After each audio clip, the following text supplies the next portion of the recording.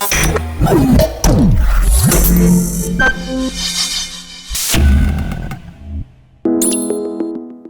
guys, let's first learn about the first domain, which is the cognitive domain.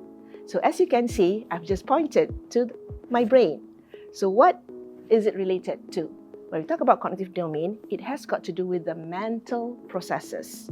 So it is all about how our students process the input that they receive, either from you or from any materials that you have asked your students to look into. So it could be you, the role model, their teacher. It could be the reading material. It could be the video that you ask them to watch. It could be also the dialogue that they are listening to.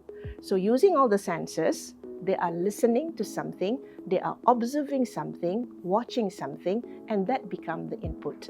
So as the input is being processed for your students to understand, and that is what we mean by the mental states. So we need to understand how do our students process those information, the input that they receive from us via understanding cognitive domain. So, when we talk about cognitive domain, I'm sure you have heard about Bloom's taxonomy. There are 6 levels in Bloom's taxonomy, starting with the knowledge and finishing with the evaluation. In other words, for our students to be able to describe the knowledge, and finally, the highest level of Bloom's taxonomy for them to be able to create something new based on the evaluation. Okay, when we talk about language learning, I'm sure you would ask me this question: what do we teach? In teaching English language, 2 are of most concern: language usage and language use. There are 2 different things about language usage and language use. While language usage focuses on the vocabulary, the grammar, and the structure, language use refers to the communication per se.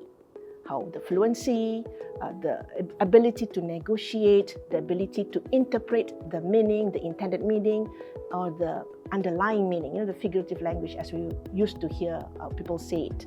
So when we are to teach our students English language teaching, we need to be able to teach them, train them on language usage and language use.